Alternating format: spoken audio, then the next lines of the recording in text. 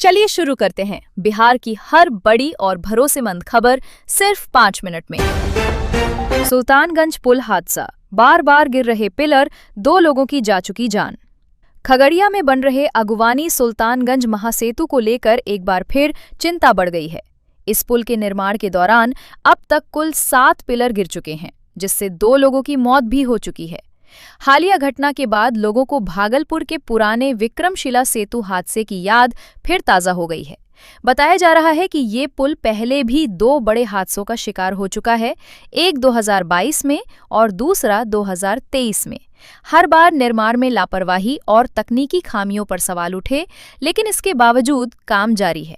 ये पुल बनने के बाद लोगों के लिए काफी राहत देने वाला माना जा रहा था, लेकिन लगातार हो रही घटनाओं से इसकी गुणवत्ता और सुरक्षा पर सवाल खड़े हो रहे हैं। 2 बुलडोजर कार्रवाई का असर, मुंगेर में दुकानदारों ने खुद हटाया अतिक्रमण। मुंगेर जिले के धरहरा रेलवे स्टेशन पर एक अलग ही नजारा देखने को मिला। यहां रेलवे द्वारा अतिक्रमण हटाने की सख्ती के बाद बुलडोजर चलने से पहले ही दुकानदारों ने अपनी दुकानें खुद हटा लीं। रेलवे ने पहले ही अल्टीमेटम दे दिया था कि तय तारीख पर अतिक्रमण हटाया जाएगा। जैसे ही कार्रवाई का दिन आया और रेल पुलिस मौके पर पहुंची, उससे पहले ही लोगों ने बिना किसी विरोध के अपनी अपनी दुकानें हटानी शुरू कर दी। इस दौरान किसी तरह की जबरदस्ती या झड़प की नौबत नहीं आई। प्रशासन इसे सफल और शांतिपूर्ण कार्रवाई मान रहा है, जबकि स्थानीय लोग इसे सख्ती का असर बता रहे हैं। विक्रमशिला सेतु क्षतिग्रस्त, घाट पर बढ़ी यात्रियों की भीड़। भागलपुर में स्थित विक्रमशिला सेतु के क्षतिग्रस्त होने से आवागमन पर बड़ा असर पड़ा है। खासकर भारी वाहनों को अब मुंगेर पुल के रास्ते भेजा जा रहा है, जिससे दूरी और समय दोनों बढ़ गए हैं। इसी वजह से खगड़िया के अगुवानी गंगा घाट पर यात्रियों की भीड़ अचानक बढ़ गई है। लोग नाव के जरिए गंगा पार कर सुल्तानगंज पहुंच रहे हैं और वहां से आगे का सफर कर रहे हैं। भीड़ को देखते हुए घाट पर पुलिस की तैनाती कर दी गई है, ताकि किसी तरह की अव्यवस्था न हो। फिलहाल लोगों को थोड़ी परेशानी जरूर हो रही है, लेकिन प्रशासन स्थिति को संभालने में लगा हुआ है। पटना में दिन दहाड़े चेन लूट, सीसीटीवी में कैद घटना। पटना के शास्त्री नगर इलाके में दिन दहाड़े चेन लूट की बड़ी घटना सामने आई है। बाइक पर सवार अपराधियों ने भीड़-भाड़ वाले इलाके में एक दंपति को निशाना बनाया और महिला की चेन छीनकर फरार हो गए। इस पूरी वारदात का सीसीटीवी फुटेज भी सामने आया है, जिसमें अपराधियों का दुस्साहस साफ दिख रहा है। घटना के बाद लोगों में डर का माहौल है और पुलिस की सुरक्षा व्यवस्था पर सवाल उठने लगे हैं। हालांकि पुलिस जांच में जुटी है और अपराधियों की पहचान करने की कोशिश की जा रही है। बिहार में मौसम अलर्ट, आंधी, बारिश और बिजली गिरने की चेतावनी। बिहार में मौसम का मिजाज अचानक बदल गया है।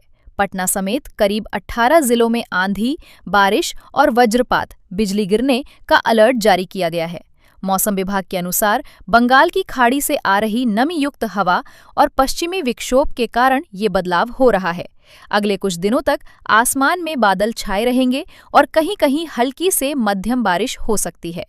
लोगों को सलाह दी गई है कि खराब मौसम के दौरान खुले में ना रहें और खासकर बिजली गिरने से बचाव के लिए सावधानी बरतें।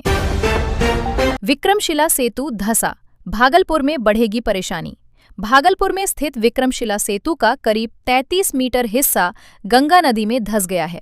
इस घटना के बाद पुल पर आवाजाही पूरी तरह बंद कर दी गई है, जिससे लोगों को भारी दिक्कत हो रही है। इसका असर रोजमर्रा की चीजों की सप्लाई पर भी पड़ सकता है, जैसे दूध, सब्जी और फल। स्थानीय लोगों का कहना है कि अगर जल्दी वैकल्पिक व्यवस्था नहीं हुई तो आने वाले दिनों में परेशानी और बढ़ सकती है। प्रशासन स्थिति को संभालने में जुटा है, लेकिन फिलहाल हालात सामान्य होने में समय लग सकता है। पूर्वी चंपारण में लूट और गोलीकांड का खुलासा, 4 बदमाश गिरफ्तार। पूर्वी चंपारण के आदापुर इलाके में किराना व्यवसायी से लूट और गोली मारने के मामले का पुलिस ने खुलासा कर दिया है। 22 अप्रैल को बदमाशों ने व्यवसायी विजय कुमार गुप्ता को गोली मारकर करीब 1,70,000 रुपए लूट लिए थे। इस घटना के बाद पुलिस ने तुरंत एक विशेष जांच टीम SIT बनाई और जांच शुरू की। अब पुलिस ने इस मामले में 4 आरोपियों को गिरफ्तार कर लिया है। उनके पास से एक देसी पिस्टल और जिंदा कारतूस भी बरामद हुआ है। पुलिस का कहना है कि बाकी जुड़े लोगों की भी तलाश जारी है। यूरिया को लेकर किसान नाराज। ज्यादा पैसे देने का आरोप। पश्चिम चंपारण के बगहा इलाके में किसान काफी नाराज हैं। किसानों का कहना है कि 267 रुपए की यूरिया के लिए उन्हें 492 रुपए तक खर्च करना पड़ रहा है, क्योंकि साथ में नैनो खाद लेना अनिवार्य कर दिया गया है। इसके अलावा टोकन सिस्टम की वजह से किसानों को लंबी लंबी लाइन में लगना पड़ रहा है और कई बार एक ही बोरी मिलती है। किसान मांग कर रहे हैं कि पंचायत स्तर पर आसानी से खाद उपलब्ध कराया जाए ताकि उन्हें परेशानी न हो। मधुबनी में जमीनी विवाद, मारपीट में 3 लोग घायल। मधुबनी के पंडौल थाना क्षेत्र में पुराने जमीनी विवाद को लेकर 2 पक्षों में झड़प हो गई। विवाद इतना बढ़ गया कि दोनों तरफ से लाठी डंडे चले, जिसमें एक 70 साल की बुजुर्ग महिला समेत 3 लोग घायल हो गए। घटना के बाद दोनों पक्षों ने एक दूसरे के खिलाफ थाने में मामला दर्ज कराया है। फिलहाल पुलिस मामले की जांच कर रही है और पूरे विवाद की सच्चाई जानने की कोशिश कर रही है।